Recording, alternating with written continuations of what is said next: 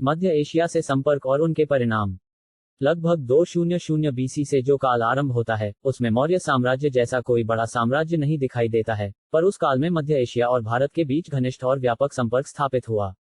पूर्वी भारत, मध्य भारत और दक्कन में मौर्यों के स्थान पर कई स्थानीय शासक सत्ता में आए, जैसे शुंग, कव और सातवाहन। पश्चिमोत्तर भारत में मौर्यों के स्थान पर मध्य एशिया से आए कई राजवंशों ने अपना शासन जमाया। इसमें कुषाण सर्वाधिक प्रसिद्ध हुए। हिंद यूनानी। लगभग 200 ईशून्य पूर्व शून्य से बार बार हमले होने लगे। सर्वप्रथम यूनानियों ने हिंदू कुश पार किया। वे उत्तर अफगानिस्तान के अंतर्गत अमुदरिया ऑक्सस के दक्षिण में बैक्ट्रिया में राज करते थे। आक्रमणकारी एक के बाद एक आते रहे, परंतु उनमें से कुछ ने एक ही समय समानांतर शासन किया। आक्रमण का महत्वपूर्ण कारण था सेल्यूकस द्वारा स्थापित साम्राज्य की कमजोरी।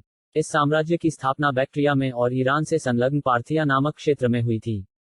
शकों के बढ़ते हुए दबाव के कारण परवर्ती यूनानी शासक इस क्षेत्र में अपनी सत्ता नहीं रख सके। उधर चीन में महादीवार के बन जाने से शक लोग चीन की सीमाओं के बाहर धकेल दिए गए। इसलिए उन्होंने अपना मुंह पड़ोसी यूनानियों और पार्थियनों की ओर घुमाया। शकों से दबकर बैक्ट्रियाई यूनानी भारत पर चढ़ाई करने के लिए मजबूर हो गए।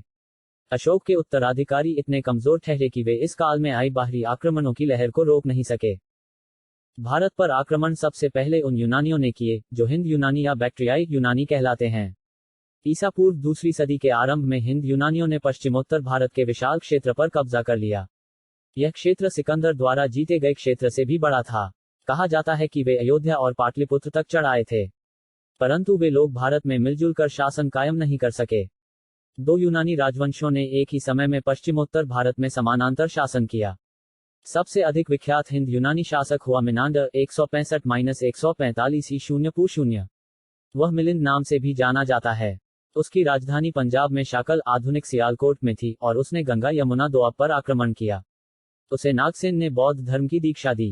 नागार्जुन इस नागसेन का ही नामांतर है। मिनांडर ने नागसेन से बौद्ध धर्म पर अनेक प्रश्न पूछे। ये प्रश्न और नागसेन द्वारा दिए गए उनके उत्तर एक पुस्तक के रूप में संग्रहीत हैं, जिसका नाम है मिलिंदना अर्थात मिलिंद के प्रश्न।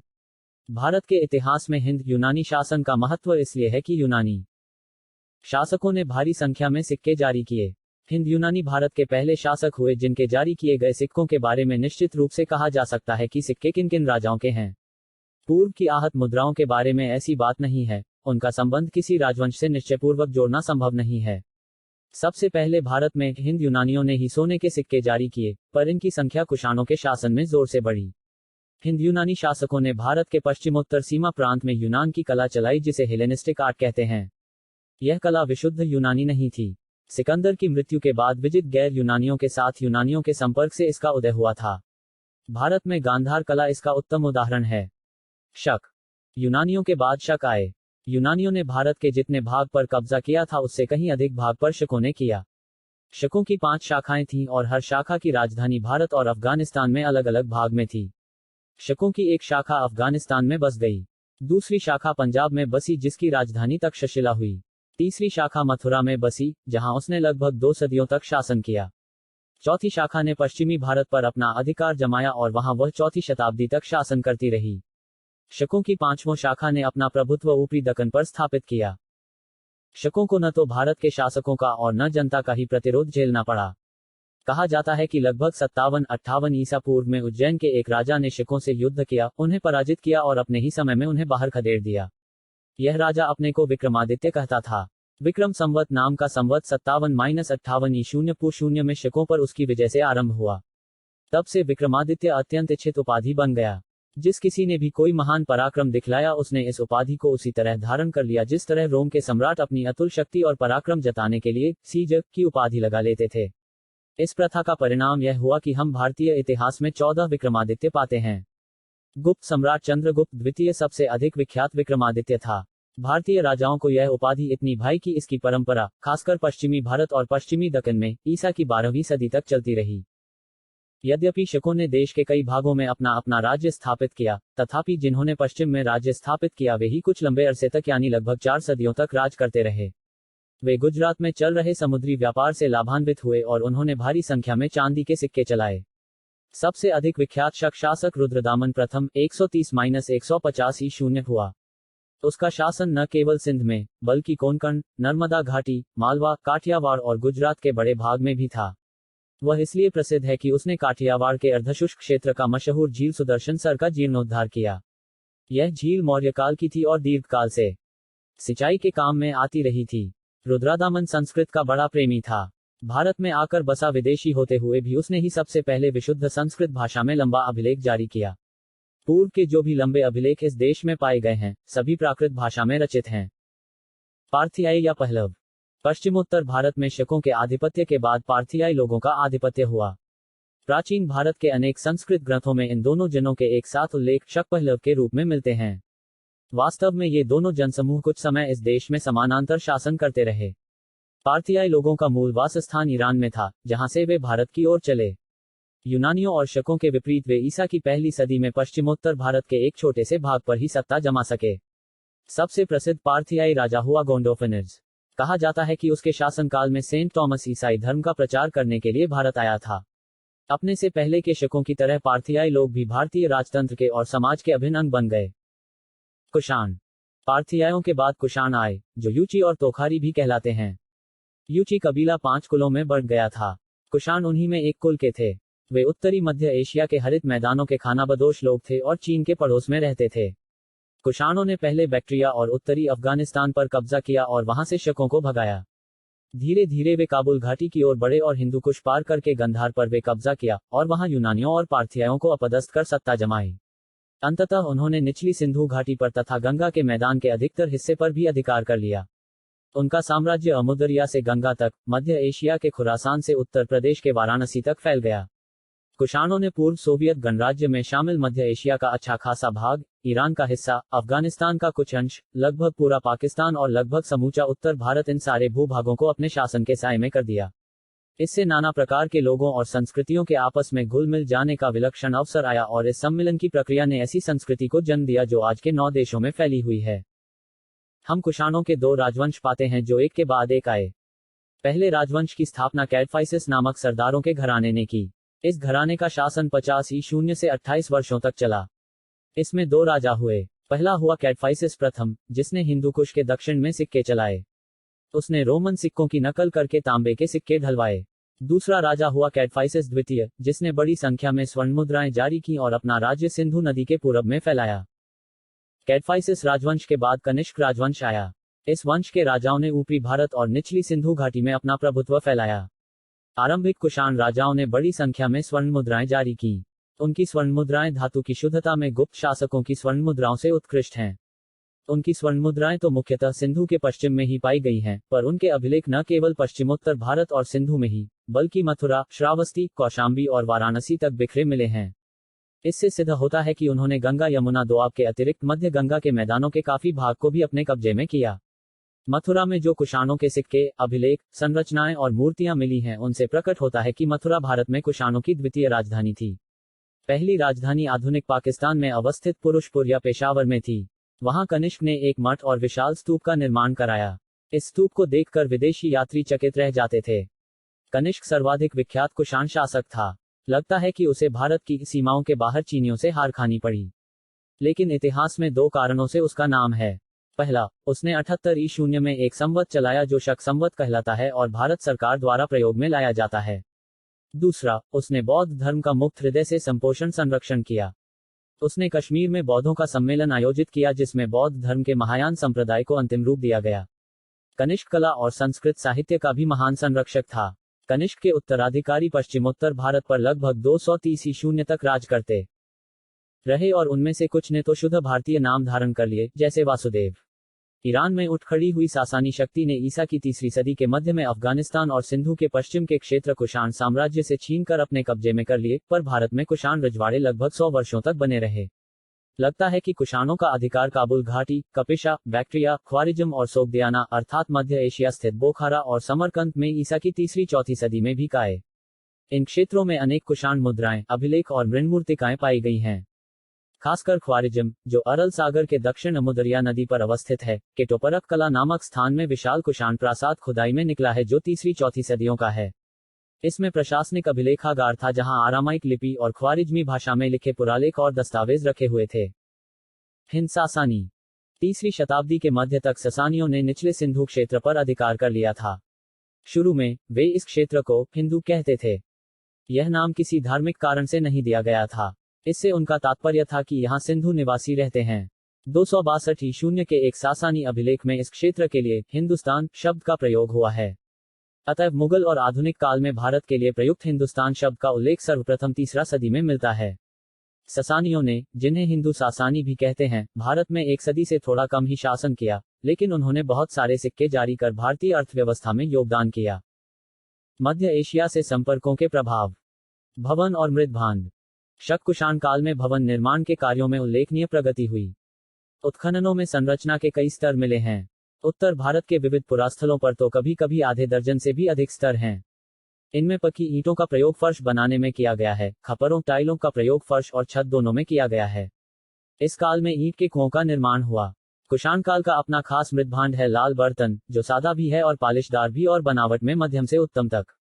असाधारण बर्तन है फुहारों और टोंटियों वाले पात्र। इन बर्तनों में मध्य एशिया में इसी काल के कुषाण स्तरों में पाए गए सूक्ष्म बनावट वाले मृदभांडों से समानता है। इस प्रकार के लाल पालिशदार मृदभांड बनाने की कला मध्य एशिया में सुविदित थी और यह कला फरगना जैसे कुषाण सांस्कृतिक क्षेत्र के भीतर प्रचलित थी। उत्कृष्ट अश्वारोही सेना। शकों और कुषाणों ने भारतीय संस्कृति में नए नए उपादान जोड़कर इसे अपार समृद्ध बनाया। वे सदा के लिए भारतवासी हो गए और अपने को भारतीय संस्कृति की धारा में पुनर्तः विलीन कर दिया। उनके अपने पास लिपि, लिखित भाषा और कोई सुव्यवस्थित धर्म नहीं थे, इसलिए उन्होंने संस्कृति के इन उपादानों को भारत से लिया। वे भारतीय समाज के अभिन्न अंग बन गए और इस समाज को उन्होंने बहुत कुछ दिया। उन्होंने बड़े पैमाने पर उत्तम अश्वारोही सेना और अश्वारोहण की परंपरा चलाई। उन्होंने लगाम और जीन का प्रयोग प्रचलित किया, जो हमें ईसा की 2री और 3री सदियों की बौद्ध मूर्तियों में दिखाई देते हैं। शक और कुषाण विलक्षण अश्वारोही थे। अफगानिस्तान के बेगराम में जो कुषाण काल की मिट्टी की पकी घुड़सवार की मूर्तिकाएं मिली हैं, उनसे घुड़सवारी में उनकी गहरी दिलचस्पी जाहिर होती है। इन विदेशी घुड़सवारों को सुदृढ़ कवच में, भालों और बर्छियों से लड़ाई करते दिखाया गया है। वे रस्सी का बना एक प्रकार का अंगूठा रकाब भी लगाते थे, जिससे उन्हें घुड़सवारी में सुविधा होती थी और उनका आवागमन सुगम हो गया था। शकों और कुषाणों ने पगड़ी, ट्यूनिक, कुर्ती पाजामा और भारी लंबे कोट चलाए। आज भी अफगान और पंजाबी लोग पगड़ी लगाते हैं और शेरवानी लंबे कोट का ही बदला रूप है। मध्य एशिया वालों ने यहाँ टोपी, शिरस्त्राण और बूट चलाए, जिनका इस्तेमाल योद्धा लोग करते थे। इन्हीं श्रेष्ठताओं की बदौलत उन्होंने ईरान, अफगानिस्तान, पाकिस्तान और भारत में अपने विरोधियों पर विजय पाई। बाद में, जब यह सैनिक कौशल देश भर में फैल गया, तब अधीनस्थ राजाओं ने अपने पिछले विजेताओं के विरुद्ध इसका अच्छा इस्तेमाल किया। व्यापार और खेती।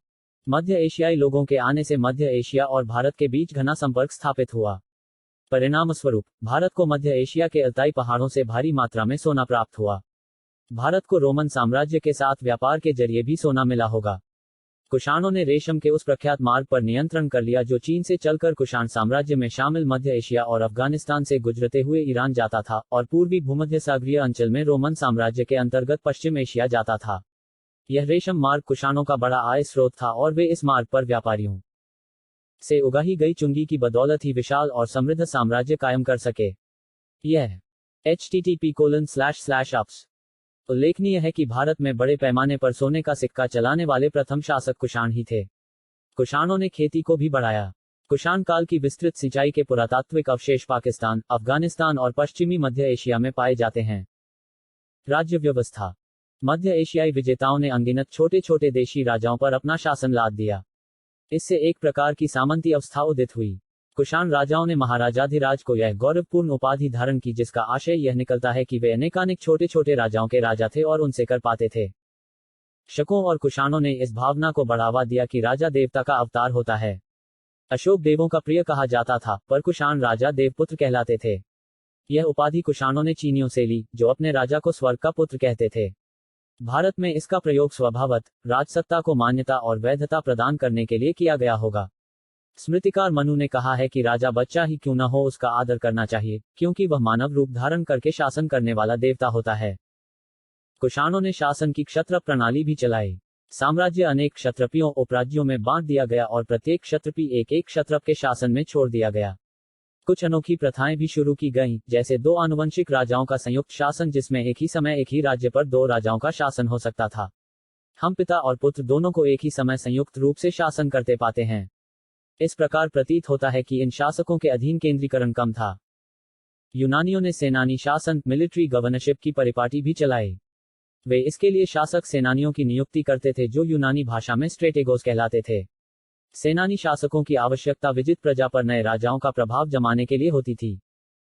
1. भारतीय समाज में नए तत्व 14 यूनानी, शक, पार्थियन और कुषाण सभी भारत में अपनी अपनी पहचान अंततः खो बैठे। शनया वे पूरे भारतीय बन गए। चूंकि उनमें अधिकांश विजेता के रूप में आए, इसलिए वे भारतीय समाज में योद्धाओं के वर्ग में अर्थात क्षत्रिय वर्ण में समाविष्ट हुए। ब्राह्मण समाज में उनके प्रवेश की व्याख्या अद्भुत ढंग से की गई है। स्मृतिकार मनु ने कहा है कि अपने कर्तव्यों से च्युत हुए अधम क्षत्रिय ही शक और पहलव हुए। दूसरे शब्दों में, उन्हें द्वितीय श्रेणी के क्षत्रिय का स्थान मिला। भारतीय समाज में विदेशियों का आत्मसातकरण जितना अधिक मौर्योत्तर काल में हुआ उतना शायद प्राचीन भारत के इतिहास में और किसी काल में नहीं हुआ। धार्मिक विकास। कई विदेशी शासक वैष्णव संप्रदाय में आ गए, अर्थात जगत का पालन और रक्षा करने वाले विष्णु के उपासक बन गए। यूनानी राजदूत हिलियोडोरस ने मध्य प्रदेश स्थित विदिशा, आज के विदिशा जिले का मुख्यालय में ईसा पूर्व लगभग दूसरी सदी के मध्य में वासुदेव की आराधना के लिए एक स्तंभ खड़ा किया। वासुदेव से विष्णु का बोध होता है। कुछ अन्य शासकों ने बौद्ध धर्म को अपनाया। प्रख्यात मिलेंद्र राजा मिनांदर बौद्ध हो गया। बौद्धाचार्य नागसेन उर्फ नागार्जुन के साथ हुआ सका प्रश्नोत्तर मौर्योत्तर काल के बौद्धिक इतिहास का अच्छा स्रोत है। कुषाण शक, शिव और बुद्ध दोनों के उपासक थे और तदनुसार कुषाण मुद्राओं पर हम इन दोनों देवताओं के चित्र पाते हैं। कई कुषाण शासक वैष्णव हो गए। इसमें निश्चित रूप से कुषाण शासक वासुदेव आता है, जिसका नाम ही वैष्णव अवतार कृष्ण का पर्यायवाची है। बौद्ध धर्म में मूर्ति पूजा का आरंभ होने से मूर्ति पूजा ब्राह्मण समुदायों में भी खूब चल पड़ी। महायान का उदय होने पर बौद्ध धर्म का पुराना शुद्धाचारी प्यूरिटन संप्रदाय हीनयान कहलाने लगा।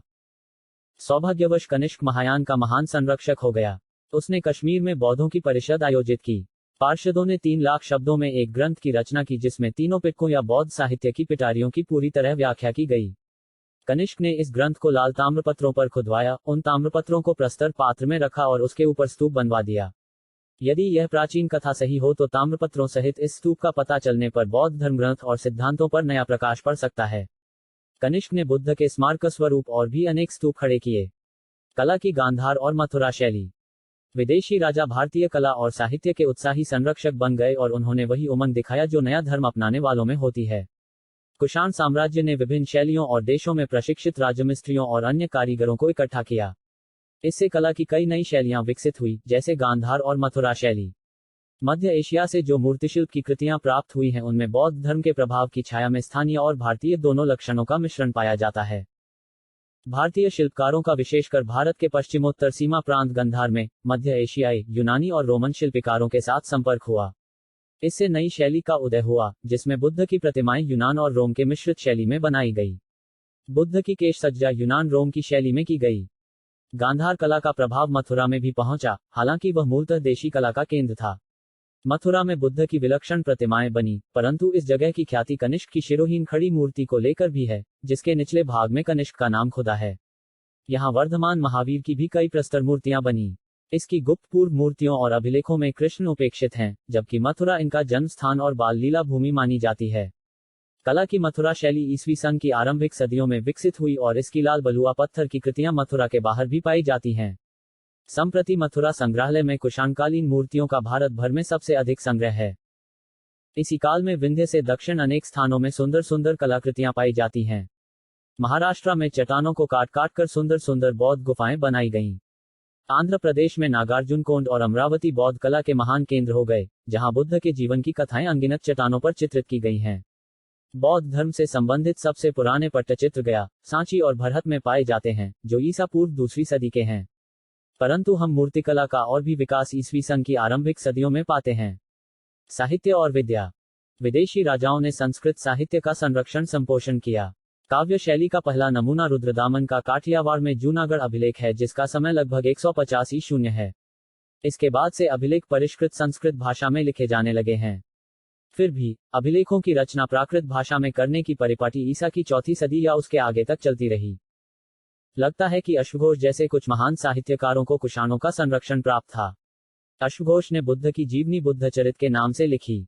उसने सौंदरनंद नामक काव्य भी लिखा, जो संस्कृत काव्य का उत्कृष्ट उदाहरण है। महायान बौद्ध संप्रदाय की प्रगति के फलस्वरूप अनगिनत अवदानों की रचना हुई। कई अवदान बौद्धों की मिश्रित संस्कृत भाषा में लिखे गए हैं। अवदानों का अन्यतम उद्देश्य लोगों को महायान के उपदेशों से अवगत कराना है। इस कोटि की प्रमुख कृतियां हैं महावस्तु और दिव्यावदान। यूनानियों ने पर्दे का प्रचलन आरंभ कर भारतीय नाट्य कला के विकास में भी योगदान किया। चूंकि पर्दा यूनानियों की देन था, इसलिए वह यवनिका के नाम से प्रसिद्ध हुआ। यवनिका शब्द यवन शब्द से बना है और यवन शब्द आयोनियन यूनानियों की एक शाखा जिससे प्राचीन भारत के लोग परिचित थे का संस्कृत प्रतिरूप है। आरंभ में यवन शब्द का प्रयोग यूनान के निवासियों के अर्थ में होता था, पर बाद में सभी प्रकार के विदेशियों के लिए इस शब्द का प्रयोग होने लगा। धार्मिकेतर साहित्य का सबसे अच्छा उदाहरण है वात्स्यायन का कामसूत्र। इसका काल ईसा की 3री सदी माना जाता है। यह रतिशास्त्र या कामशास्त्र की प्राचीनतम पुस्तक है जिसमें रति और प्रीति का विवेचन किया गया है। इसमें नागरिक या नगरजीवी पुरुष का जीवन चित्रित किया गया है, जो शहरी जीवन के विकास काल की झांकी देता है। विज्ञान और प्रौद्योगिकी। मौर्योत्तर काल में यूनानियों के संपर्क से खगोल और ज्योतिषशास्त्र में खूब प्रगति हुई। संस्कृत ग्रंथों में हमें ग्रह नक्षत्रों के संचार संबंधी बहुत सारे यूनानी शब्द मिलते हैं। भारतीय ज्योतिष यूनानी चिंतन से प्रभावित हुआ। यूनानी शब्द हेरोस्कोप संस्कृत में होराशास्त्र हो गया, जिसका अर्थ संस्कृत में फलित ज्योतिषशास्त्र होता है। यूनान के सिक्के, जो आकृति में और छाप में उत्कृष्ट हैं, वस्तुतः आहत मुद्राओं के ही सुधरे रूप हैं। यूनानी शब्द ड्रैक्मा भारत में द्रह्मा हो गया। बदले में यूनानी शासकों ने ब्राह्मी लिपि चलाए और अपने सिक्कों पर कई भारतीय रूपांक मोटिफ चलाए। कुत्ते, मवेशी, मसाले और हाथी दांत की वस्तुएं यूनानी लोग यहां से बाहर भेजते थे। उन्होंने भारत से कोई दस्तकारी सीखी या नहीं, यह स्पष्ट नहीं है। फिर भी भारतीयों ने यूनानियों से चिकित्सा शास्त्र, वनस्पति शास्त्र और रसायन शास्त्र में कोई महत्वपूर्ण चीज नहीं प्राप्त की। इन तीनों शास्त्रों का विवेचन चरक और सुश्रुत ने किया है। चरक संहिता में उन अनगिनत वनस्पतियों के नाम हैं जिनसे चिकित्सा के लिए दवाएं बनाई जाती थीं। पौधों को काटने और मिश्रित करने की जो प्रक्रियाएं बतलाई गई हैं, उनसे हमें मालूम होता है कि प्राचीन भारत में रसायन शास्त्र का ज्ञान काफी विकसित था। रोगों के इलाज में प्राचीन भारतीय वैद्य लोग मुख्यतः पौधों पर ही निर्भर थे, जिन्हें संस्कृत में औषधि कहते हैं, और इससे बनी दवा औषध कहलाती है। प्रौद्योगिकी अर्थात टेक्नोलॉजी के क्षेत्र में भी भारतीयों को मध्य एशियाई लोगों के संपर्क से लाभ हुआ। कनिष्क को पतलून तथा चुस्त पायजामा और लंबे जूतों में चित्रित किया गया है। चमड़े के जूते बनाने का प्रचलन भारत में संभवतः इसी काल से आरंभ हुआ। भारत में प्रचलित तांबे के कुषाणकालीन सिक्के रोमन सिक्कों की नकल थे।